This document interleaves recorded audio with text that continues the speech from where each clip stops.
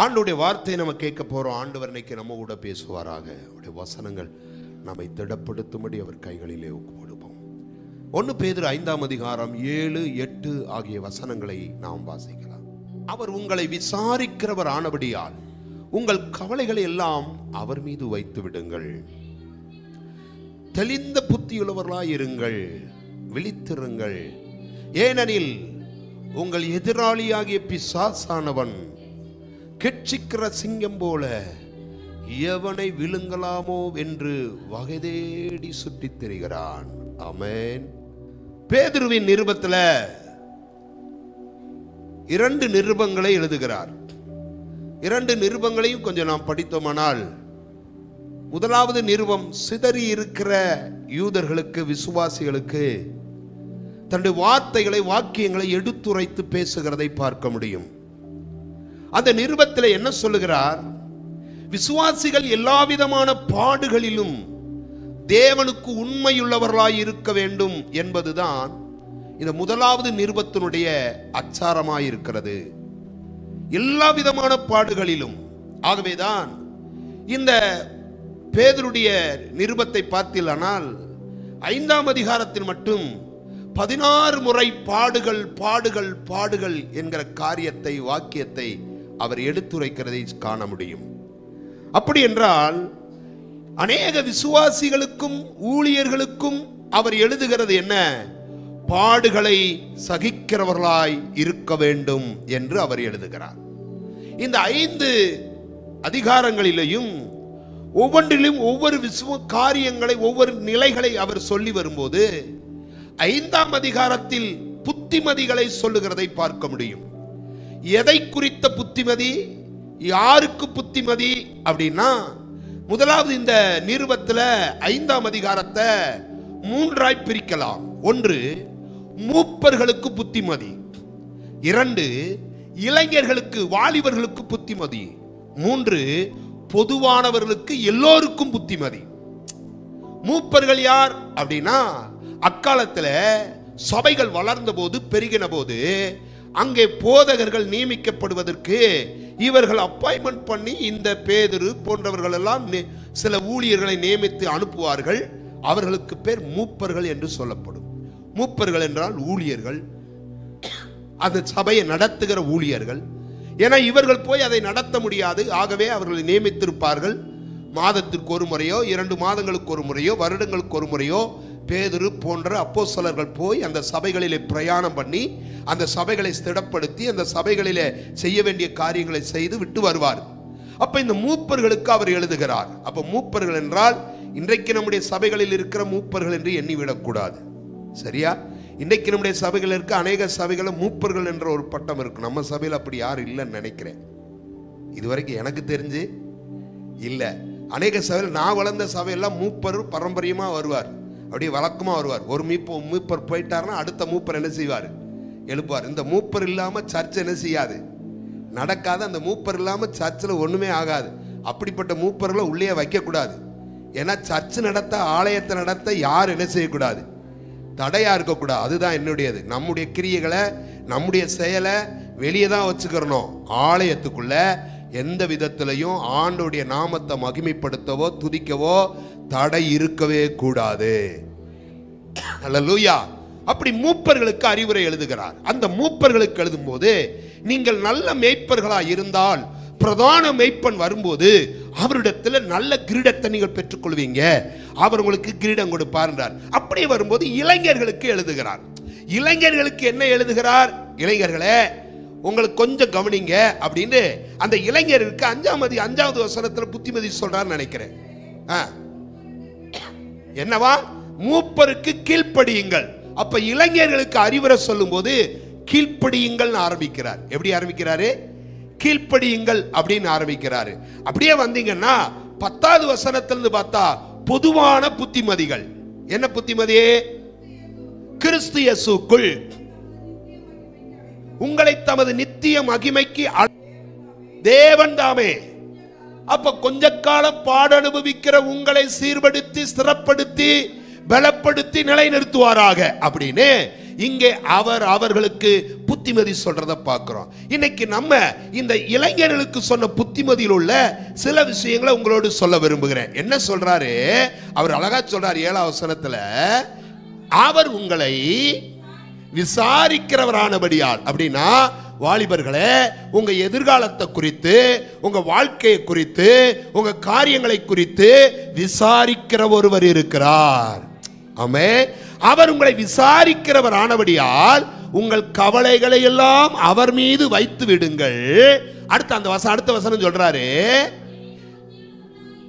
ஏன் தெளிந்த புத்தி உள்ளவர்களா இருங்கள்ன்றாரு. அப்புறம் விழித்திருங்கள்ன்றாரு. ஏனெனில் அப்ப உங்களுக்கு ஒரு எதிராளி இருக்கிறான். அப்படிதானே? உங்களுக்கு ஒரு எதிராளி இருக்கிறான். அந்த எதிராளி யாரு? அவர் சொல்றாரு, எவனை விழுங்கலாமோ என்று கெச்சிக்கிற சிங்கம் போல திரிகிற ஒரு எதிராளி இருக்கிறான். அதனால நீங்க எப்படி இருங்க? விழித்திருங்கள். கையை உயர்த்தி சொல்லுங்க, விழித்திருங்கள். ஆமென். இந்த விழித்திருங்கள்ன்ற வார்த்தை நல்லா சொல்லணும்னா கவனமா இரு. இது இன்னும் சொல்லணும்னா அலாட்டாரா. எப்படி இரு? எப்படி இருக்கணும்? ஆமா, இப்ப எல்லாம் அலாட்டா இல்லைன்னா நடந்து போயிட்டு இருக்கும் போதே செல்போனை பிடிக்கிட்டு போயிடறான். அலாட்டா இல்லைன்னா எல்லாத்தையும் என்ன செஞ்சிருவான்?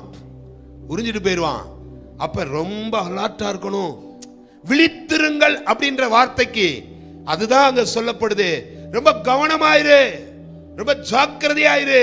ஏன்னா நீ என்னை விசாரிக்க யாரும் இல்லை, எனக்கு என் காரியத்தை பொறுப்பெடுக்க யாரும் இல்லை, என்னை குறித்து சில விஷயங்களை சொல்ல பேச யாரும் இல்லைன்னு கவலைப்பட்டு உட்கார்ந்து இருந்தா உன்னை சாத்தான் அப்படியே விழுங்கிட்டு போயிடுவான். உன்னை சாத்தான் அப்படியே தூக்கிட்டு போயிடுவான். ஆகவே கொஞ்சம் ஜாக்கிரதையாயிரு. ஏன்னா நீ விழித்திராவிட்டால் எவனை விழுங்கலாமோ என்று சுற்றி திரிகிற சாத்தான் உங்களையும் விழுங்கிட்டு போயிடுவான் அப்படின்றார். கவனிக்கிறீங்களா? நம்ம எல்லாருக்கும் பொதுவான எதிரி ஒரு ஆள் இருக்கான். அவனுக்கு பேர் தான் சாத்தான். நீங்க சாத்தானுக்கு எச்சரிக்கையா இல்லைன்னா, ஜாக்கிரதையா இல்லைன்னா எங்க வரையா பேசுவான்? ஆண்டவர் வரையா பேசுவான். ஆண்டவர்கிட்ட போய் கேட்பான். பைபிள்ல சொல்லுது, யோபு நல்லா இருக்கிறத பார்த்த உடனே சும்மா இருக்க பிடிக்காத சாத்தான் நேரம் எங்க போனானா?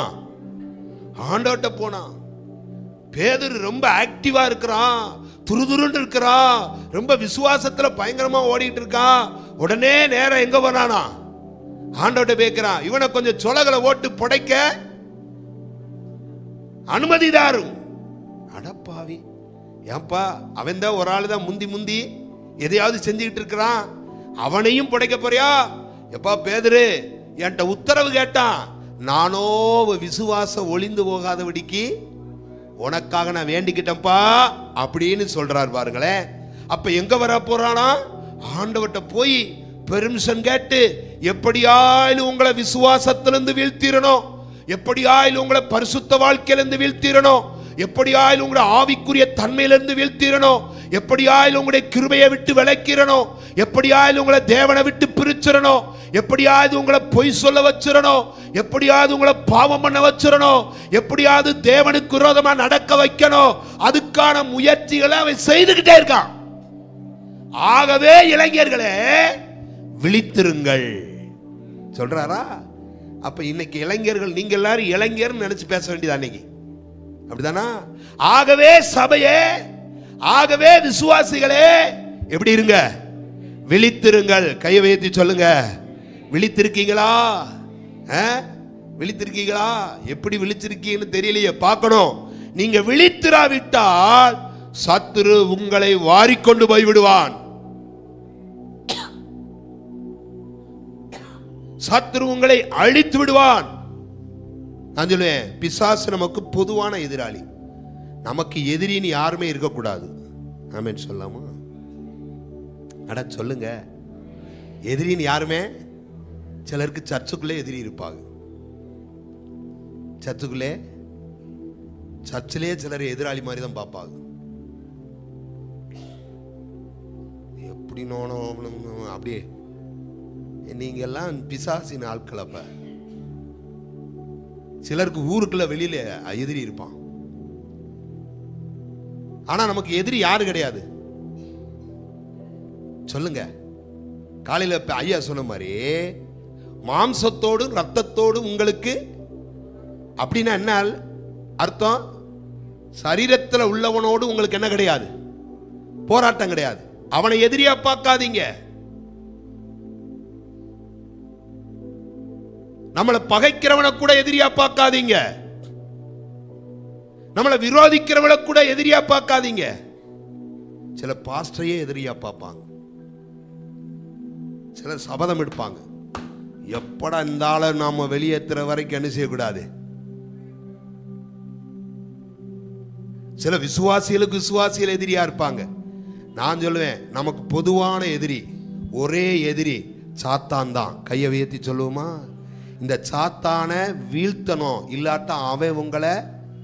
அப்ப இந்த சாத்தானை வீழ்த்தணும் நீங்க நினைச்சா அவனுக்கு நீங்க எச்சரிக்கையா இருக்கணும், அவனுக்கு விழிப்பா இருக்கணும், ரொம்ப கவனமா இருக்கணும். ஆமென்.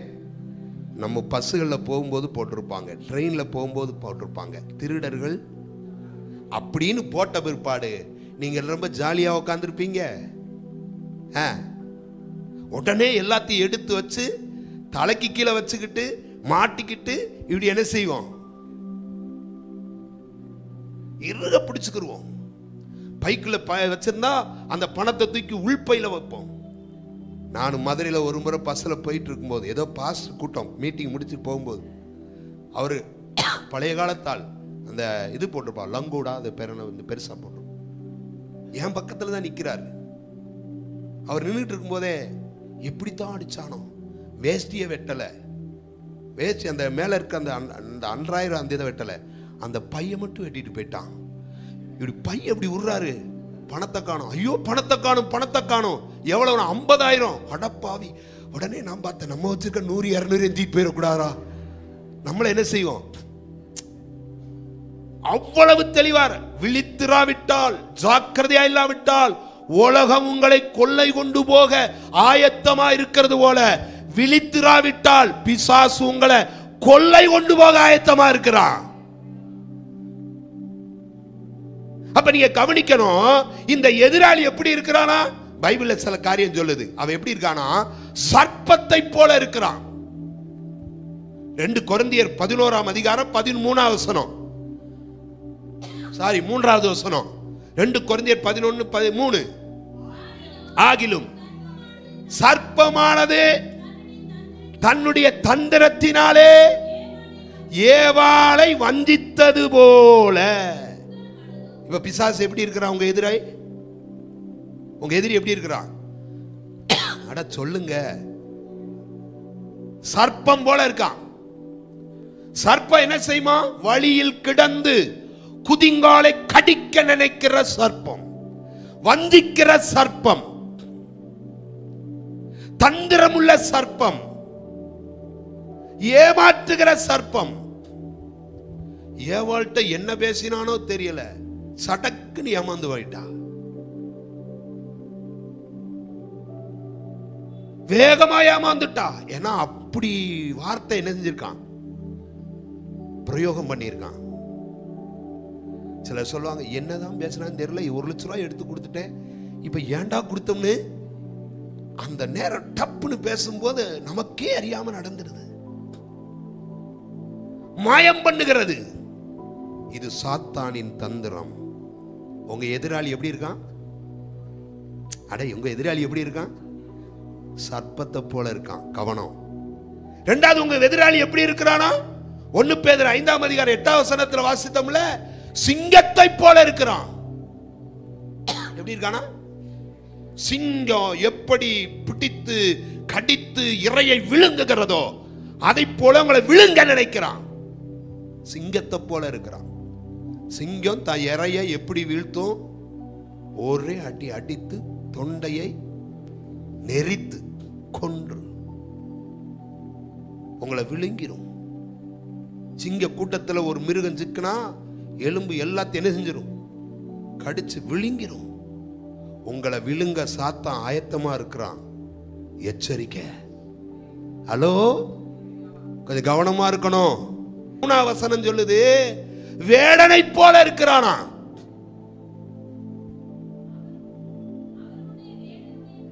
அவர் உன்னை வேடனுடைய கண்ணிக்கும். எப்படி இருக்கிறான்? வேடனை போல இருக்கிறான். வேடன் என்ன செய்வான்? வருவான், வலைய வீசுவான், ஆகப்பட்டவனை தூக்கிட்டு போயிடுவான். அதத்தான் சொல்றாரு, கண்ணி தெரித்தது நாங்கள் தப்பினோம். ஹலோ, இங்க உட்கார்ந்து இருக்கிற நீங்கள்லாம் கண்ணி தெரிச்சு வந்தவங்க. என்ன கண்ணி போடுறதை எத்தனை பார்த்திருக்கீங்களா? எலிகளுக்கு தோட்டத்தில் கண்ணி வைப்பாங்க, பறவைகளுக்கு கண்ணி வைப்பாங்க. அந்த கண்ணிக்குள்ள மாட்டிட்டா அது என்ன காலாட்டினாலும் கையாட்டினாலும் தக்கட புக்கடானாலும் என்ன செய்யாது, முடியவே முடியாது. ஆனா கண்ணிக்கு விலகிட்டா தப்பிச்சிடலாம். ஆமென். சாத்தான் சில நேரம் அப்படியே வலைய விரிப்பான். இன்னைக்கு உலகம் வலைய விரிச்சுக்கு நிக்குது. இன்டர்நெட்னால என்ன அர்த்தம் தெரியுமா? அட நம்ம தமிழ்ல சொல்லுங்க, இன்டர்நெட்னா என்னது? வலைதளம்னா வலைதளம்னா இன்னைக்கு இதுக்கு அடிக்ட் ஆகாதவங்க யாருமே, இதுக்கு கீழ்ப்படாதவங்க யாருமே இல்ல. இன்டர்நெட் இல்லாத ஒருத்தனை இன்னைக்கு பார்க்க முடியாது. அது இல்லைன்னா எல்லா பசங்களுக்கு என்ன வந்துடும்? அட பசங்களுக்கு இல்லையா, கிழடுகட்டையில கூட அந்த பிரச்சனை வந்துருது. இப்ப எல்லார் வீட்டுக்கும் போங்க, எல்லா பாட்டிமாரும் எல்லா அம்மாமாரும் என்ன வச்சிருக்காங்க? என்ன பாக்குறீங்க? ரீல்ஸ் பாக்குறோன்றா. இப்ப எல்லாருடைய பொழுதும், எல்லாருடைய நேரமும், எல்லாருடைய காலமும் எதுலதான் போகுது சொல்லுங்க? ரீல்ஸ்ல தான் போகுது. அதுல இந்த நாகர்கோவில் பசங்க கொஞ்சம் பேர் போடுறாங்க. அவங்க வார்த்தையை கேட்கறது ஒரு மாதிரி இருக்கா, ஏம்ல அப்படி இந்த ஏதோ ஒரு மாதிரி பேசுறாங்களா, கேட்டவுடனே எல்லாரும் சொக்கி போய் அதில் என்ன செய்யறாங்க? எல்லாரும் இப்ப அதில் தான் கிடக்கான். இதுன்னு ஒரு வார்த்தை சொல்லுவேன், இதுவும் அட சொல்லுங்க. ஏன்னா உங்க ஜெபத்தை அதை என்ன செய்யுது? ஏன்னா அது வேத வாசிப்பு நேரத்தை என்ன செய்யுது? ஏன் அது ஆலயத்துக்கு வர்ற நேரத்தை அது என்ன செய்யுது? தாமதப்படுத்துது. ஏன்னா இரவு முழுவதும் பார்த்துட்டு காலையில சீக்கிரமா, இரவு முழுவதும் பார்த்துட்டு அந்த வலைதளத்துக்குள்ள இருந்துட்டு சீக்கிரமா வெளியே. ஐயா, நான் ஒரு வார்த்தை சொல்லுவேன், நம்ம எதிராளி நம்மளை வலை போட்டு வச்சிருக்கான். நான் சொல்லுவேன், வலை கண்ணி தெரிக்கணும். அப்ப எப்படி இருக்கானா? சர்ப்பத்தை போல. எப்படி இருக்கானா? சிங்கத்தை போல. எப்படி இருக்கானா? வேடனை போல. அப்புறம் பைபிள் சொல்லுது, எபேசியர் 6:16 பொல்லாங்கனியையும் அக்கினி அஸ்திரங்களை அவித்து போடத்தக்கதாய். அப்ப எப்படி இருக்கானா? பொல்லாங்கனாய் இருக்கிறான். அவன் ஒரு பொல்லாங்கன். அவன் என்னதான் செய்வான்? பொல்லாப்பு தான் செய்வான், பொல்லாததான் செய்வான். பொல்லாங்கனே, உனக்கு என்ன கிடைக்கும்? ஒருத்தனை அழிக்கிறதுனால, ஒருவனை கெடுக்கிறதுனால, ஒருவனை பாழாக்கிறதுனால, ஒருவனை இல்பொருளாக்கிறதுனால ஒருவனுக்கு லாபம் என்ன? ஒரு லாபம் கிடையாது. ஆனா அவன் அழியணும்னு காத்திருக்கிற சிலர் இருப்பான். யோபு கஷ்டப்படுறதுனால சாத்தானுக்கு என்ன லாபம் சொல்லுங்க? என்ன லாபம்? ஐயா, அவன் பிள்ளை குட்டியில இழந்துகிட்டு அழுதுகிட்டே இருக்கிறதுனால அவனுக்கு என்ன லாபம்? அதுதான் பொல்லாப்பு. ஒருத்தன் அழும்போது நீ சிரிக்கிறன்னா அதுதான் பொல்லாப்பு. ஒருத்தன் துன்பப்படும் போது நீ நகைக்கிறன்னா அதுதான் பொல்லாப்பு. நம்மெல்லாம் சில நேரம் அவன் எப்படா அழுவான்னு காத்திருப்போம். சிலர் அவன் எப்படா வீழ்வான், அவன் எப்படா அகப்படுவான், அதை நான் பார்க்கணும். அட பொல்லாதவனே, பிசாசின் மகனே அப்படின்னு. ஏன்னா நமக்கு அந்த மாதிரி ஆசை. அவன் என்னைக்காவது இது பண்ண நான் பார்க்கலையா, அதுக்காக நான் ரொம்ப நாளா என்ன செஞ்சிட்டு இருக்கேன்? ஜெபம் பண்ணிட்டு இருக்கேன். நேற்று யார்கிட்டயும் பேசிட்டு இருந்தோம். ஏமா நீங்க மன்னிச்சிட வேண்டியதானே, கோவத்தை விட்டுறேன்னு. அதை எப்படி மன்னிக்க முடியும்? ஏன் மன்னிக்கலாம் பரவாயில்ல போக முடியாதுலே. அதெல்லாம் ஆண்டவனை கூட்டு போயிடுவாரு.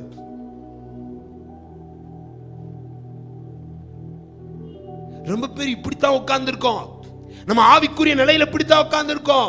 ஆனா சாத்தான் நமக்குள்ள பொல்லாததை விதைச்சு நம்மளையும் ஒரு டெரரா மாத்தி உட்கார வச்சிருக்கான். ஆனா நம்மளும் யாரு? நம்மளும் யாரு? விசுவாசிதான். ஆனா பொல்லாத சிந்தனை உள்ளவர்களா உட்கார்ந்து இருந்தா நம்மளும் ஏதோ ஒரு விதத்துல எதிராளி கையில மாட்டி இருக்கோம். கொஞ்சம் சொல்லுவோமா? நாம விழித்திருப்போம். அதாவது ஒரு கதை சொல்லுவாங்க. ஏதோ வேடன் வந்து புறாக்களுக்கெல்லாம் கத்து கொடுத்திருந்தாராம். எப்படி? வேடன் வருவான், வலையை வீசுவான், செட்டை அடித்து பறந்துடுவோம், அகப்பட மாட்டோம் அப்படின்னு சொல்லி கொடுத்திருந்தான். அப்படியே இந்த புறாக்கள்லாம் உட்கார்ந்து இருக்கும்போது ஒரு நாள் வேடன் வந்தான், வலையை விரிக்க போனா. உடனே இந்த புறாக்கள் பறந்துட்டே செஞ்சான். வேடன் வருவான், வலையை விரிப்பான், சட்டையடித்து பறந்துடுவோம், அகப்பட மாட்டோம் அப்படின்னு ஓடி போச்சு. இவன் பார்த்துக்கிட்டே இருந்தான். ஒரு இறைய போட்டு அந்த இறைய சாப்பிட வச்சு அப்படி என்ன செஞ்சான்? வலைய போட்ட உடனே இறைய பார்த்துட்டு இருந்த புறாக்களுக்கு வலைய பார்க்க முடியல.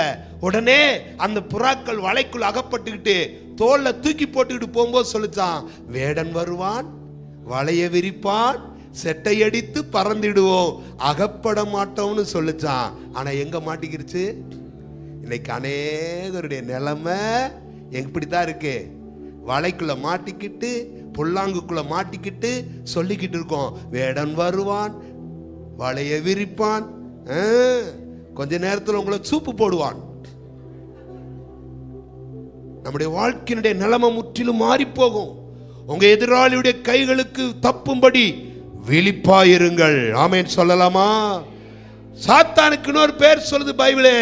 யோவான் 10:12 அவன் ஓநாயை போல உள்ளவன். அவன் யாரா? ஆண்டவர் சொன்னார், ஆடுகளே ஆடுகளே உங்களை எங்க அனுப்புறேன்? அடா அடா ஆண்டவரே, இப்படியா சொல்லுவீங்க? ஆடுகளே ஆடுகளே உங்களை எங்க அனுப்புறேன்? நம்ம எங்கதான் இருக்கோம்? சாத்தானி உலகத்துல தான் இருக்கிறோம், பொல்லாத உலகத்துல தான் இருக்கிறோம், பொல்லாங்கனுடைய கிரியைகள் இருக்கிற இடத்துல தான் இருக்கிறோம். அதுதானே வெளிப்படுத்தின விசேஷத்துல சபையை பார்த்து சொல்றாரு, நீ சாத்தானி சிங்காசனம் இருக்கிற இடத்துல இருக்கிறாய் என்பது எனக்கு தெரியும், ஆனால் நீ உன்னை காத்துக்கோ சொல்றாரு. பாருங்களேன், ஓநாய் என்னையா செய்யும்? ஓநாயுடைய பண்பு என்ன? பீறி போடும், கடித்து போடும். ஓநாய் நேச்சு அப்படியே வெளியே நிற்கும். ஆடுகளை பார்த்து ஓநாய் ஒரு நாள் சொல்லுது, அவர் ஒரு இதுல படிச்சேன், ஆடுகளே ஆடுகளே உங்களை எல்லாம் அந்த நரி வந்து ஒவ்வொன்றா பிடிச்சு போட்டு தின்னுட்டு இருக்கு, என்னை உங்களுக்கு தலைவனாக்குங்கள், உங்களை பத்திரமாய் பார்த்துக் கொள்கிறேன். என்னை உங்களுக்கு அடப்பாவி ஓநாய தலைவனா வச்சு எப்படி இருக்கும்? ரொம்ப பேருடைய வாழ்க்கை சாத்தான தலைவனா வச்சு என்ன செய்யுது? கொஞ்ச நாள் சுகமா தெரியும், கொஞ்ச நாள் நல்லா இருக்கும், சுகமா அப்படியே போகும். ஒரு நாள் உங்களை பீறி போடுவான், ஒரு நாள் வாழ்க்கையை அழிச்சு போடுவான். யார் தெரியுமா? பட்சிக்கிற ஓநாய். பைபிள் சொல்லி யார் அப்படின்னா, இவன் திருடன். திருடன் திருடவும் கொல்லவும் அழிக்கவே வருகிறான் என்று வேறொன்றுக்கும். அப்பா அப்ப இந்த பிசாசு இப்படித்தான் தெரியும். உங்க எதிராளி எப்படி இருக்கான்? சர்ப்பம் போல வருவான், சிங்கம் போல வருவான், வேடனை வருவான், பொல்லாங்கனா வருவான், ஓநாயை போல வருவான், திருடனை போல வருவான், சதி செய்வான். இந்த பையன் ஆண்டவர்கிட்ட போய் குற்றப்படுத்துவான். ஆண்டவர்கிட்ட போய் என்ன செய்வான்? குற்றப்படுத்துவான். யோசுவாவை குறித்து குற்றப்படுத்தினானா? ஆண்டவரே அவன் வஸ்திரத்தை பாரு, என்ன அவன் ஆசாரியன்னு சொல்றீங்க, வஸ்திரம் அழுக்கா இருக்கு அப்படி. அடப்பாவி, அப்ப வஸ்திரத்தா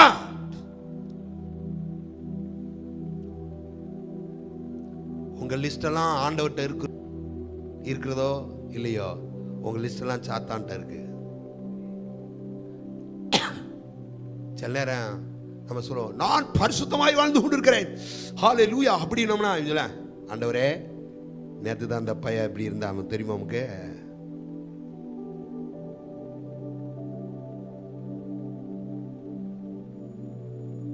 ஆண்டவரே இவனை பத்தி இவன் தெரியாது. குற்றப்படுத்துகிறவன், குற்றப்படுத்துகிற ஆவி கொண்டவர்கள் சில நேரம் நாமளும் இருந்தா, நான் ஒரு வார்த்தை சொல்லேன், நம்ம யாரையும் குற்றப்படுத்த தகுதியே கிடையாது. நம்ம யாரையும் குற்றப்படுத்த நமக்கு தகுதியே கிடையாது. ஒருவனை பார்த்து குற்றப்படுத்த தகுதியுள்ள இயேசுவே, யார் உன்னை குற்றவாளியாய் தீர்க்கலையான்னு கேட்டுட்டு விலகி போக முடியும்னா, நம்ம எல்லாரையும் அப்படின்றோம். முதல்ல உன் கண்ணில் இருக்கிற உத்தரத்தை பாரு, மற்றவருடைய கண்ணில் இருக்க துரும்ப பிறகு பார்க்கலாம். உன் கண்ணில் இருக்க உத்தரத்தை பாரு. நம்மளே நான் தான் கரெக்ட், நான் தான் சரின்னு அப்படின்னு நினைச்சோம்னா எவனும் சரி கிடையாது. உலகத்துல வாழ்ற யாரும் சரி கிடையாது. சாலமன் ரொம்ப அழகா சொல்வார், பூமியில வாழ்ற நாங்க உமக்கு முன்னாடி பாவிகளாத்தான் இருக்கோம். நான் கைகளை கழுவுகிறேன், இருதயத்தை கழுவுகிறேன், உண்மைதான். ஆனாலும் மீண்டும் மீண்டும் கரைபடுகிறேன்.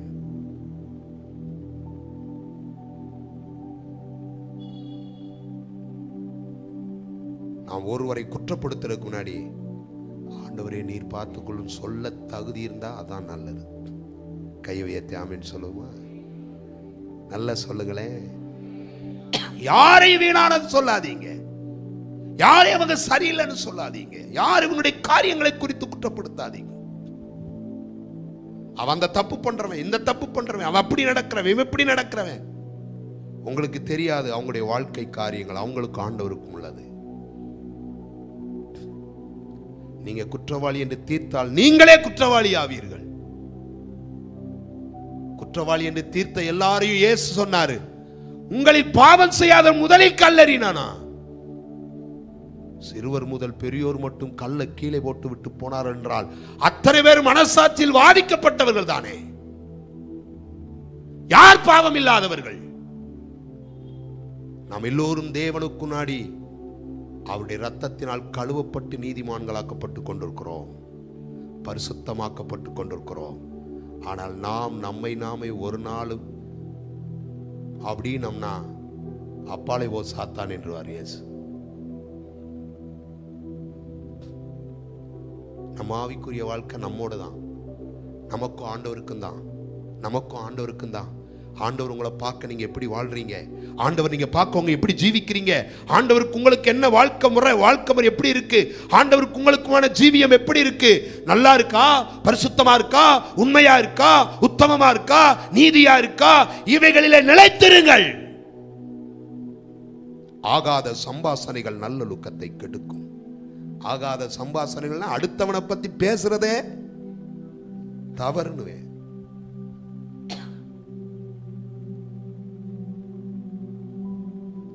நம்ம என்ன பரிசுத்தத்தில் நிலைச்சு நின்றுட்டோம் சொல்றதுக்கு? நிற்கிறேன் என்று சொல்லுகிறவன் விழாதபடி எச்சரிக்கையா இருக்க கடவன். ஏன்னா எதிராளி சுத்தி திரிறான், ஏன்னா எதிராளி வாயிலிருந்து பிடுங்க பார்க்கிறான், ஏன்னா எதிராளி உன்னை வீழ்த்த நினைக்கிறான். அவன் சர்ப்பம் போல வர்றான், வேடனை போல வர்றான், அவன் சிங்கத்தை போல வர்றான், அவன் சத்துருவாய் வர்றான், பொல்லாங்கனா வருகிறான், ஓநாய போல சுத்தி திர்றான். விழித்திருங்கள். கையை உயர்த்தி சொல்லுவோமா? விழித்திராவிட்டால் நம்முடைய ஆவிக்குரிய ஜீவியத்தை நொடிப்பொழுதில் பறித்து விட்டு போய் விடுவான். விழித்திராவிட்டால் உங்கள் பரிசுத்தத்தை இமைப்பொழுதில் பறித்து விட்டு போய் விடுவான். விழித்திராவிட்டால் உங்களுடைய ஆவிக்குரிய தன்மைகளை கெடுத்து விட்டு போய் விடுவான். விழித்திராவிட்டால் கனியுள்ள வாழ்க்கையை கெடுத்து விடுவான், அழித்து விடுவான், பாழாக்கி விடுவான்.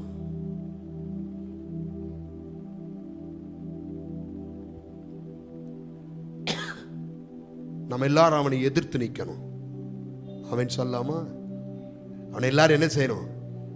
எப்படி எதிர்க்கணும்? அவனோடு எப்படி சண்டை செய்வது? அவனோடு எப்படி வழக்கு பண்ணுவது? சண்டையிடுவதா? அவனோடு நம்முடைய மாம்சத்தை கொண்டு போராடுவதா? பவுல் சொல்றாரு, மாம்சத்தோடும் இரத்தத்தோடும் அல்ல, துரைத்தனங்களோடும் அதிகாரங்களோடும் பிரபஞ்சத்தின் லோகாதிபதியின் செயல்களோடும் உங்களுக்கு போராட்டம் உண்டு. உண்மைதான். ஆனால் அந்த போராட்டத்தை நீங்கள் எப்படி எதிர்கொள்ளணும்னா விசுவாசத்தை கொண்டு. கையவியத்தை ஆமென் சொல்லுங்க. சர்வாயுத வர்க்கத்தை தரித்துக் கொண்டவர்களாய், பாதரத்தை அணிந்து கொண்டவர்களாய், மார்க்கவசத்தை அணிந்து கொண்டவர்களாய், தலைச்சீராவை அணிந்து கொண்டவர்களாய், ஆவியின் பட்டயத்தை கையில் எடுத்துக் கொண்டவர்களாய், உங்களை வீழ்த்த நினைக்கிற, உங்களை குற்றம் சாட்டுகிற, உங்களுக்கு விரோதமாய் சதி செய்கிற, சர்ப்பத்தை போல சிங்கத்தை போல எழும்புகிற, வேடனை போல வருகிற பல்லாங்கன ஜெயிக்க ஜாக்கிரதைப்படலனா நம்மளை ஏதோ ஒரு இடத்துல சாத்தான் செஞ்சிருவான். கயிறுகளை அறுத்த சிம்சோன், தாடையலும் எடுத்து 1000 பேரை கொன்ற சிம்சோன், கொஞ்ச நாள் அவருடைய கண்ணை பிடுங்கி நடு வீதியில தரதரன் இழுத்து கட்டி போட்டு தூண்களுக்கு நடுவிலே நிக்க வைத்து விட்டானே. நான் ஆவியில் பலசாலி, நான் அவன் இவன் என்று ஒரு நாளும் சொல்லாதீங்க. நான் நிற்க பலந்தாரும் ஆண்டவரே கேளுங்க. நான் வாழ எனக்கு கிருபையாய் பலந்தார் ஆண்டவரே கேளுங்க. சாத்தானுடைய வல்லமைகளை எதிர்த்து ஜெயிக்க எங்களுக்கு கிருபைதார். பேதுருவும் யாக்கோபும் போல சொல்லுவாங்க, தேவனுக்கு கீழ்ப்படியுங்கள், பிசாசுக்கு எதிர்த்து நில்லுங்க, அப்பொழுது அவன் உங்களை விட்டு ஓடி போவான். எப்படி எதிர்க்க முடியும்? சும்மா எதிர்க்க முடியுமா? நம்ம ஊர் ஆளுங்க சொல்லுவாங்க, செருப்படி விளக்குமாறு, அப்படியா சொல்ல முடியும்? தூரப்போ இயேசுவின் ரத்தத்தை கொண்டு, இயேசுவின் வல்லமை கொண்டு, சர்வாயுத வர்க்கம் கொண்டு அவனை எதிர்த்தோமானால் நம்முடைய ஆவிக்குரிய ஜீவியம் பாதுகாக்கப்படும், நம்முடைய விசுவாச ஜீவியம் பாதுகாக்கப்படும். ஆமென், ஹல்லேலூயா. அப்ப விழித்திருங்கள் என்றார். ஏன்? சாத்தான் அபாயகரமானவன், அழிவை உண்டாக்குகிறவன். நீங்க விழித்திரலனா சட்டு நீ இமைப்பொழுதுல எதுவும் செஞ்சுட்டு போயிடுவான். ஒரு பறவையை ஒரு இதுல பார்த்தேன், அது காட்டினாங்க. அவருடைய எடையே இருந்தா 400 கிராம் 500 கிராம் தான் இருக்கும். பருந்து வகையை சார்ந்தது, கழுகு வகையை சார்ந்தது. இந்த இவ்வளவு பெருசா இருக்கும். அதனுடைய வேகம் 300 மைல் வேகமா. அதனுடைய வேகம் அப்படின்ற அந்த வேகம் எப்படி 300 மைல் வேகம். அதை அப்படி விளக்கி சொல்லிக்கிட்டே வராரு. அப்ப நான் பார்த்துட்டு இருக்கல, அது அதனுடைய வேகத்தை நீங்க பாருங்க. அப்படி பார்த்துட்டே ஒரு புறா கீழே உட்கார்ந்து இருக்கு. அது வேகமா இருந்து ஷார் அப்படின்னு போனா கொஞ்ச நேரத்தில் புறா கீழே விழுது. என்னடா கீழே விழுந்து பார்த்தா தலை கொஞ்சம் தூரம் தள்ளி கிடக்கு. தலை அப்ப என்ன வேகத்தில் அடித்தால் அந்த தலை. சாத்தான் ஒரு அபாயகரமானவன். தோட்டத்துக்குள்ள ஏதேனுக்குள்ள கர்த்தருடைய வார்த்தையை கேட்டுக்கொண்டிருந்த ஏவாள்கிட்டயே போய் பேச முடியும்னா? டிவி பார்த்துக்கிட்டு, கதை பேசிக்கிட்டு, புரணி பேசிக்கிட்டு, குற்றம் சொல்லிக்கிட்டு திரியிற உங்களை உங்க பக்கத்திலே பாய் போட்டு படுத்துக்குருவான். படுத்து சொல்லுவான், ஏம்மா நீ எல்லாம் பைபிளை தூக்கிட்டு போற, வெக்கமா இல்ல? வெக்கமாத்தான் இருக்கு, என்ன செய்ய, எனக்கு மட்டும் தானே தெரியும் அப்படின்னு நம்மளும் என்ன செய்யறோம்?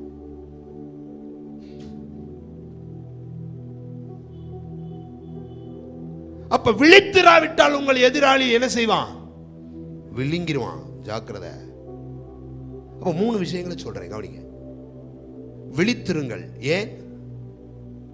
மத்தேயு 13ஆம் அதிகாரம் 24வது வசனம். வேறொரு உவமையை அவர்களுக்கு சொன்னார். பரலோக ராஜ்யம் நான் நிலத்தில் நல்ல விதையை விதைத்த மனுஷனுக்கு ஒப்பா இருக்கிறது. நல்லா பாருங்க. மனுஷர் நித்திரை பண்ணுகையில் அவனுடைய சத்துரு வந்து கோதுமைக்குள்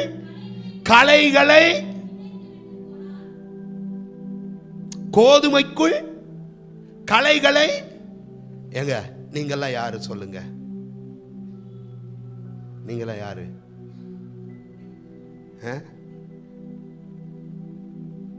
நீங்கெல்லாம் யாரு? சும்மா சொல்லுங்க. நீங்கெல்லாம் யாரு? கோதுமை, அப்படிதானா? கோதுமை மணியானது அப்போ உங்களை ஆண்டவர் எப்படி பார்க்குறாரு?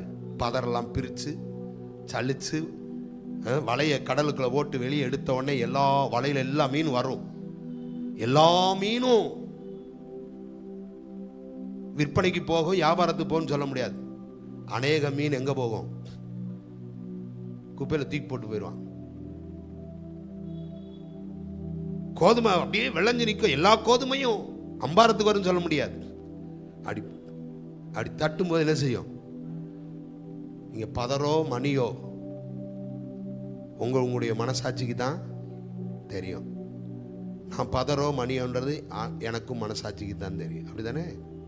சரிப்பா வாங்க. இப்ப சொல்ல கோதுமைக்குள் களையை எப்ப நித்திரை பண்ணுகை. நீ விழித்திராவிட்டால் களையை விதைத்து விடுவான். சத்துரு எப்படி ஆள் வாருங்க எப்ப? அதனாலதான் தூங்காதீங்கன்னு சொல்றோம். எப்ப நம்ம என்ன தூங்கக்கூடாதுன்னு நினைக்கிறோம், அது தன்னால என்ன செய்யுது? வருது.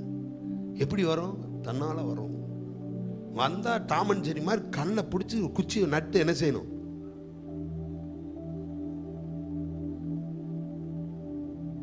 கண்ணு அப்படியே இறங்கும். ஏன்னா நீ கேட்டுறாதரா, நல்லா இருப்ப. கேட்டேன்னா நான் விதைச்ச களையெல்லாம் உன்னை விட்டு விழித்திரு, களைகளை விதைக்க ஒருவன் வருகிறான். சபையே, விழித்திராவிட்டால் நல்ல கோதுமைக்குள், நல்ல மணிக்குள், நல்ல முத்துக்களாய் இருக்கிற உங்களுக்குள் களைகளை விதைக்க, உங்களுடைய ஆவிக்குரிய ஜீவியத்துக்குள்ள களைகளை விதைக்க, உங்க உண்மைக்குள்ள களைகளை விதைக்க, உங்க உத்தமத்துக்குள்ள களைகளை விதைக்க சத்துரு வருகிறான். எப்ப விதைப்பானா? நித்திரை செய்கை. அதனாலதான் சொல்றார் விழித்திரு, விழித்திரு. ஆவிக்குரிய வாழ்க்கையில ரொம்ப அலர்ட்டா இருக்கணும்ன்றார். இந்த கொண்டையூசி வளைவு நம்ம கேள்விப்பட்டோம். எங்க இருக்கோம்? மலை மேறும்போது. கொடைக்கானல்ல அவ்வளவு பெரிய கொண்டையூசி வளைவெல்லாம் கிடையாது. 51 கொண்டை ஊசி வளைவு கொண்டது வால்பாறை. நீ அங்க போனீங்கன்னா தெரியும். வால்பாறை போயிட்டு வந்தீங்கன்னா ரொம்ப நல்ல ஏரியா தான். ஆனா அது எப்படி ஏறணும்? இப்படி ரொம்ப நமக்கே என்ன செய்யும்? பாஸ்கர் மேல போயிட்டு திடீர்னு மறுபடியும் ரிவர்ஸ்ல வராரு. ஐயோ ஏசப்பா பின்னாடி போயிருமோ அப்படின்னு. அப்படி எவ்வளவுக்கு என்ன செய்யும்? திருளா இருக்கும்.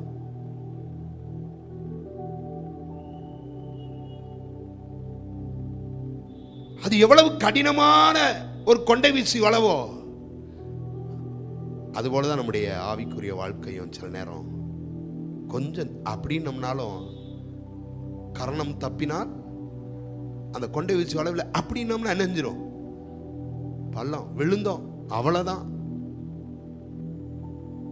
அதை விட இந்த இப்ப இமயமலைக்கு போற அந்த வழியில பார்த்தா ரொம்ப மோசமா இருக்கு. சின்ன பாதை, அதுல என்ன செய்யுது?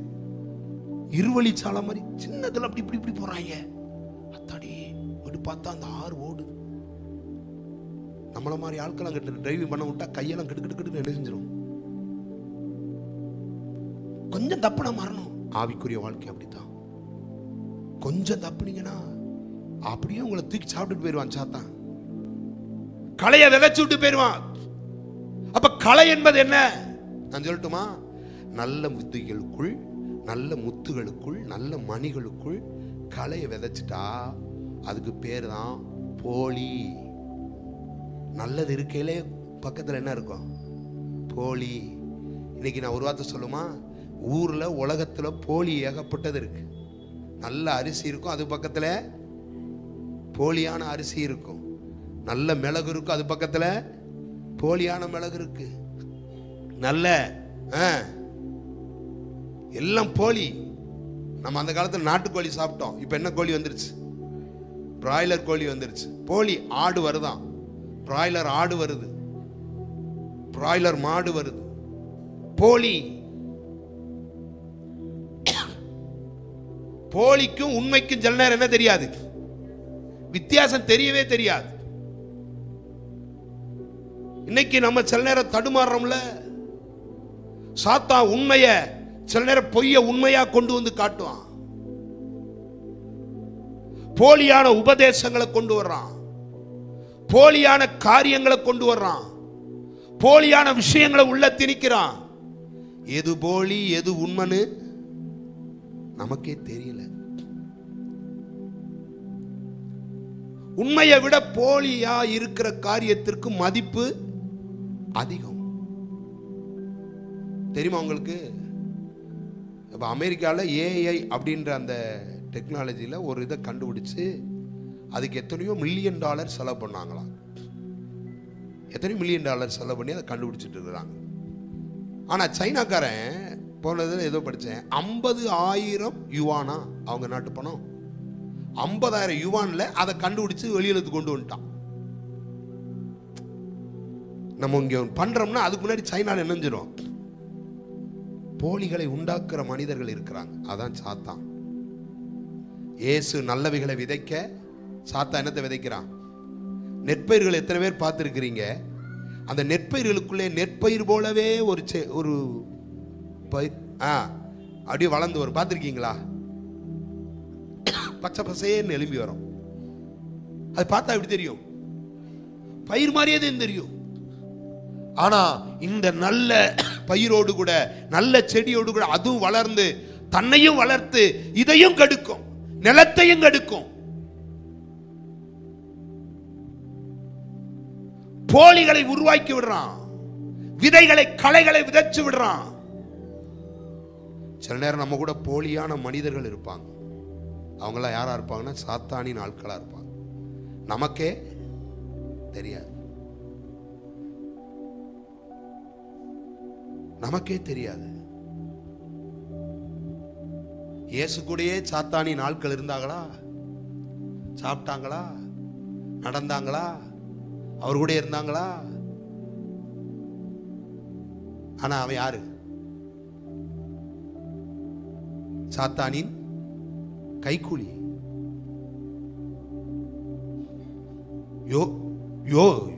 யோசுவா கூட சாத்தானின் ஆட்கள் இருந்தாங்களா? மோசே கூட இருந்தாங்களா? அப்ப அனுப்பப்பட்டவங்க கூட, அழைக்கப்பட்டவங்க கூட, தெரிந்தெடுக்கப்பட்டவங்க கூட, வேறு பிரிக்கப்பட்டவங்க கூட சில போலிகளும் என்ன செய்யும்? இருக்கும். அடையாளம் கண்டு கொள்ளலன்னா ஒரு நாள் உங்கள்கிட்ட இருக்கிற எல்லாத்தையும் அது நெஞ்சிரும். நான் சொல்லி, உங்க கூட பழகுறவங்க யாரு? போலியா உண்மையா? உங்க கூட இருக்கிறவங்க யாரு? போலியா உண்மையா? உன் சக விசுவாசி யாரு? போலியா உண்மையா? கண்டுபிடிக்கணும். ஆமீன் சொல்லுங்களேன். நித்திரை செய்யல் களையை விதைத்து விட்டு போகிற சாத்தான் விழித்திருங்கள். இரண்டாவது விழித்திருங்கள். ஏன்? லூக்கா 8:12 சொல்லுது. லூக்கா 8:12 வழியருகே விதைக்கப்பட்டவன் வசனத்தை கேட்கிறவர்களாய் இருக்கிறார். பிசாசானவன் வந்து அவ்வசனத்தை அவர்கள் இருதயத்தில் இருந்து விழித்திருங்கள், ஏனென்றால் விதைகளை பொறுக்க ஒருவன் வருகிறான். நீ விழித்திருக்கலனா உன்கிட்ட இருக்கிற விதைய பூரா நெஞ்சிருவான், பொறுக்கிடுவான்.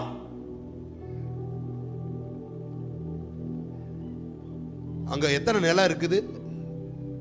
வழி அருகே முள்ளுள்ள கற்பாறை நல்ல நிலம். எத்தனை நிலம்? 4 நிலம். நம்ம இருதயமும் பல நேரம் இப்படித்தான் இருக்கு. 4 வகையாத்தான் இருக்கு. ஒன்னு வழியருகே உள்ள நிலத்தை போல, இன்னொன்னு முள்ளுள்ள நிலத்தை போல, இன்னொன்னு கற்பாறையான நிலத்தை போல, இன்னொன்னு நல்ல நிலத்தை போல. இந்த வழியருகே இருக்கிற நிலத்தை போல இருக்கிறவங்களுடைய நிலைமை ரொம்ப மோசம். ஏன்? அது விதைச்ச உடனே பறவை என்ன செய்தான்? பொறுக்கிட்டு போயிரும், பொறுக்கிட்டு போயிரும். அப்ப இது எதை காண்பிக்கிறது? எதை காண்பிக்கிறது? விதை நல்ல விதைதான், நிலம் சரியில்லை. விதை நல்லதுதான், நிலம். அப்ப என்ன நிலம் இது? விசுவாசம் இல்லாத நிலம்.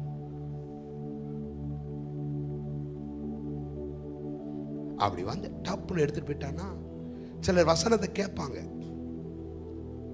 அந்த வசனம் அவங்க வாயில இருக்கும், நினைவுல இருக்கும், அவங்க மனசுக்குள்ள போறதுக்கு இடம் கொடுக்கவே மாட்டாங்க. நினைவுல இருக்கட்டும், அப்படியே இருக்கட்டும். அதை உட்கொள்ளுற, அதை தியானிக்கிற அந்த அனுபவத்துக்கு வரவே மாட்டாங்க. அப்படி எப்படி அந்த வசனம் ஒன்னு 30, ஒன்னு 60, ஒன்னு 100 பலன் கொடுக்கும்? கொடுக்கவே கொடுக்காது.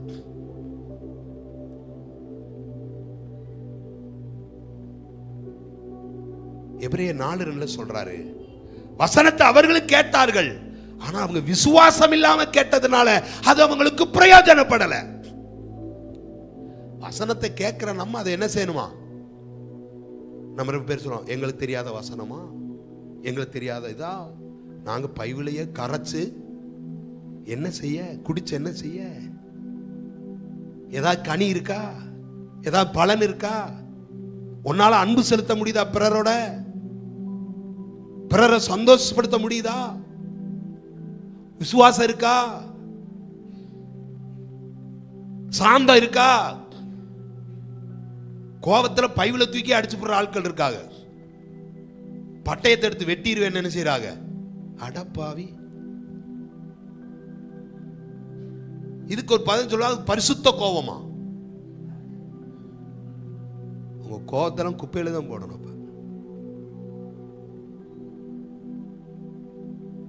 சகிக்கிறோமா? தாழ்மையை தரித்திருக்கிறோமா? அப்படின்னா உங்களுக்கு விதைச்ச உடனே சாத்தா நினைஞ்சிட்டான் அர்த்தம், பொறுக்கிட்டான் அர்த்தம். சிலர் இவர் என்ன பேசுறது, நாங்க என்ன கேட்கிறேன்னு நினைப்பாங்க. ஒரு பாஸ்டர் பேசுறாரு, ஒரு ஆள் பேசுறான், ஒரு மனுஷன் பேசுறான்னு நினைச்சா நீங்க நல்லா தூங்கலாம், ஒரு பிரச்சனையும் கிடையாது. ஆண்டவர் தான் பேசுறாரு நினைச்சா கவனமா கேட்கணும். ஆமே, அது உங்களுக்கு பிரயோஜனப்படும். இல்லை இது ஆண்டுடைய வசனத்திலிருந்து தானே பேசுறாங்க நினைச்சா அது என்ன செய்யணும்? ஆமா, இவர் என்ன, அப்ப நீங்க வாங்க பேசுங்க. நான் சொல்லி சர்ச்சில் எத்தனை பேர் பிரசங்கம் பண்ண நினைக்கிறீங்களோ அத்தனை பேருக்கு நான் வாய்ப்பு தரேன், வாங்க. தாராளம் பிரசங்கம் பண்ணலாம், தாராளம் என்ன செய்யலாம், உபதேசம் பண்ணலாம்.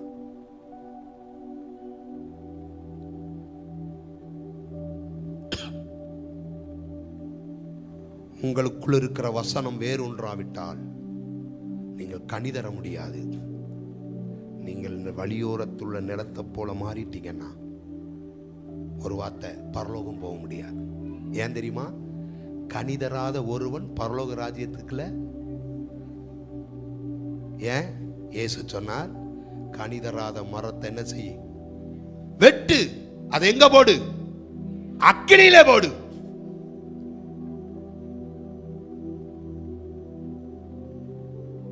வசனத்தை கேட்க கூடாதபடி திசை திருப்புகிற சாத்தானுடைய எண்ணங்கள், ஆவிக்குரிய மண்டலங்களில் போராடுகிற சாத்தானுடைய வல்லமைகள், பொறுக்கி போடுகிற சாத்தான், எடுத்து கொண்டு போகிற சாத்தான். சர்ச்சுக்கு போனீங்களே, என்ன கேட்டீங்க? என்னமோ கேட்டோம், ஏதோ சொன்னாங்க, எப்படியோ இருந்துச்சு, என்னமோ வந்துட்டோம். ரொம்ப பேருடைய நிலை அதுதான். அதனாலதான் வசனம் அவர்களுக்குள்ள கிரியை செய்யல. நான் சொல்றேன், வசனத்தை வசனமா பாருங்க, கையை உயர்த்தி ஆமென் சொல்லுங்க. இது உங்க வாழ்க்கையை மாற்றுகிற சக்தி கொண்டது. கடைசியா ஒரு வார்த்தை சொல்லுவோமா? 1 பேதுரு 5:8 தெளிந்த புத்தி உருவாகுங்க, விழித்திருங்கள். ஏனெனில் உங்கள் எதிராளியாகிய பிசாசானவன் கெட்சிக்கிற சிங்கம் போல எவனை விழுங்கலாமோ என்று. விழித்திருங்கள், களைகளை விதைக்க வருகிறான். விழித்திருங்கள், விதைகளை பொறுக்க வருகிறான். 3வது சொல்றேன், விழித்திருங்கள், உங்களை விழுங்க ஒருவன் வருகிறான். நீ விழித்திராவிட்டால் உன்னை அப்படியே விழுங்கி போயிடுவான். உங்க வாழ்க்கையை முழுவதையும், ஆவிக்குரிய ஜீவியை முழுவதையும் நீங்க சர்ச்சில் தான் இருப்பீங்க, நீ ஆண்டவர் பிள்ளையாத்தான் இருப்பீங்க, கர்த்தருடைய மக்களாத்தான் இருப்பீங்க, ஆனா நீங்க சாத்தானுடைய கட்டுப்பாட்டில் இருப்பீங்க, சாத்தானுடைய தூதர்களாயிருவீங்க. நம்ம யாருடைய கட்டுப்பாட்டுல இருக்கிறோம்? உங்களை விழுங்க நினைக்கிற சாத்தானுக்கு எச்சரிக்கையா இருங்க. தேவையில்லாததை உங்க மனசுக்குள்ள செலுத்தி தேவையற்ற காரியங்களை உங்களுடைய எண்ணங்களை உண்டாக்கி ஆண்டவரையும் உங்களையும் விட்டு பிரிக்கிற எந்த காரியத்துக்கும் இடம் கொடாதீங்க. கையை உயர்த்தி ஆமேன்னு சொல்லுவேன். ஹல்லேலூயா. நீங்க அவனுடைய சக்திகளை கண்டு அடையாளம் கொண்டு அவனுக்கு விலகி இருப்போம். ஆமேன்னு சொல்லுங்களேன். அவனை எதிர்த்து நிற்போம். முடிஞ்சா தாவீதை போல சிங்கத்தை கிழிச்சு போடுவோம். இதையும் பாருங்களேன். சிம்சோன் வந்து நசரேயன். நசரேயன்னா ஆண்டவருக்காக விரதம் கொண்டு வாழ்வது, ஆண்டவருக்காக பக்தி கொண்டு வாழ்றது. நான் இதெல்லாம் சாப்பிடக்கூடாது, இதெல்லாம் சாப்பிடுவோம். ஆண்டவர் சொல்ல திராட்சரசம் குடிக்கக்கூடாது, தேன் சாப்பிடக்கூடாது, பிணத்தண்டை போகக்கூடாது, முடியை வெட்டக்கூடாது. அவன் என்ன செய்யணும்? நசரேயனா இருக்கணும் அப்படின்றது ஒரு தவ வாழ்க்கை. அது நம்மால சிம்சோன் நடந்து போறார், அம்மா அப்பா போய்கிட்டு இருக்காங்க. திடீர்னு சிங்கம் எதிர்கொண்டு வருது. ஆண்டவருடைய வல்லமை இறங்குது. சிங்கத்தை என்ன செய்யறாரு? சாத்தானை கிழிச்சிட்டாருன்னு வச்சுக்கிறோம் நம்ம அடிப்படையில், நம்ம பாணியில. அப்ப சிங்கம் கிழிக்கப்பட்ட சிங்கம் அங்க போயிட்டு மறுபடி வர்றாங்க. அங்க பாக்குறதுக்கு, பொண்ணு பாக்குறதுக்கு. சிங்கத்தின் உடலுக்குள் தேன்கூடு. சாத்தான் பாத்தீங்களா? செத்தாலும் விட மாட்டேன்றான் பாருங்க. சிங்கத்தின் உடலுக்குள் அந்த தேனை எடுத்து சாப்பிட்டுக்கிட்டே அம்மா அப்பாவுக்கு கொடுத்தானா. எங்கிருந்து எடுத்தாய் என்று அம்மாவும் கேட்கல, அப்பாவும் கேட்கல. நல்ல அம்மா நல்ல அப்பா. உங்க பையன் உன்னை கொண்டு வரானா எங்க இருந்துடா வாங்கிட்டு வரேன்னு கேட்கறதே கிடையாது. கேட்குறீங்களா? செல்ல பிள்ளை கேட்டா கோச்சுக்குருவான் அப்படின்னு நீங்க நினைச்சீங்கன்னா பின்னாடி உங்க பிள்ளை நீங்க கேளாத எல்லாத்தையும் கொண்டு வருவான்.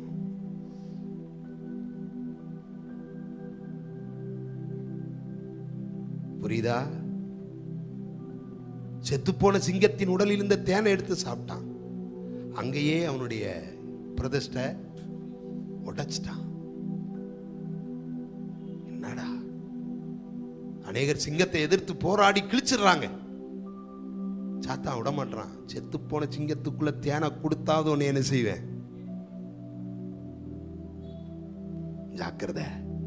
உங்களை ஏதோ ஒரு இடத்தில் வீழ்த்த சத்துரு வலை விரிக்கிறான். ஏதோ ஒரு இடத்தில் உங்களை கவிழ்க்க சத்துரு வலை வகிக்கிறான். சில போலி நபர்களை அடையாளம் காணுங்க, போலிகளை அடையாளம் பாருங்க. விதையை உங்களை விழுந்து பறித்து போடாதபடி காத்துக்கொள்ளுங்க. அதை வளர்ந்து கனி கொடுத்து 1, 30, 60, 100 பலன் கொடுக்கத்தக்கதாய் உங்களில் காத்துக்கொள்ளுங்க. சத்துருவுக்கு எதிர்த்து நில்லுங்க. ஆமென். அல்லேலூயா. எத்தனை பேர் சொல்ல முடியும்? நான் சத்துருக்கு இடம் கொடுக்கவே மாட்டேன். ஆமென் சொல்லாமா? என்ன சொல்லவே மாட்டீங்க? நல்ல கையை உயர்த்தி சொல்லுங்க. ஒரு நாள் பிசாசுக்கு நாங்கள் இடம் கொடுக்க மாட்டோம். எம்மா நீ கொஞ்சம் இடம் கொடுத்தேனா உன்னை மறுதலிக்க வச்சிருவான். கொஞ்சம் இடம் கொடுத்தேனா காட்டி கொடுக்க வச்சிருவான். கொஞ்சம் இடம் கொடுத்தேனா இயேசுவை விட்டே உன்னை பிரிச்சு கொண்டு போய் நாண்டுகிட்டு சாக வச்சிருவான். நேத்து ஒரு இது பார்த்தேன். ஆந்திராவில் ஒரு பாஸ்டரை பிடிச்சு அடிச்சு மிதிச்சு அவரை பைபிள் மேல ஏறி நிக்க வச்சு சத்தியம் பண்ண வைக்கிறாங்க. அவரும் உயிருக்கு பயந்து நான் சொன்னதெல்லாம் தப்புதான் அப்படின்னு வாயை திறந்து அறிக்கையிட வைக்கிறான். நீங்க அறிந்த இயேசுவை விட்டு பிரிக்கிற வேலையை, உங்க ரட்சிப்பை கெடுக்கிற வேலையை, உங்க விசுவாசத்திலிருந்து உங்களை விளக்குற வேலையை சாத்தான் எத விதத்திலேயாவது என்ன செய்வான்? செஞ்சுக்கிட்டே இருப்பான். நம்ம சொல்லணும், அப்பாலேவோ. இயேசுவையும் தேவனையும் பிரிக்க நினைத்த சாத்தான இயேசு ஒரே வார்த்தை சொன்னாரு, அப்பாலேவோ சாத்தானே. எழுப்பி நிக்கலாமா? உங்க ஆவிக்குரிய மண்டலங்களை பாதிக்கிற எந்த விஷயத்துக்கு இடம் கூடாதீங்க. கையை உயர்த்தி ஆமென் சொல்லுங்க.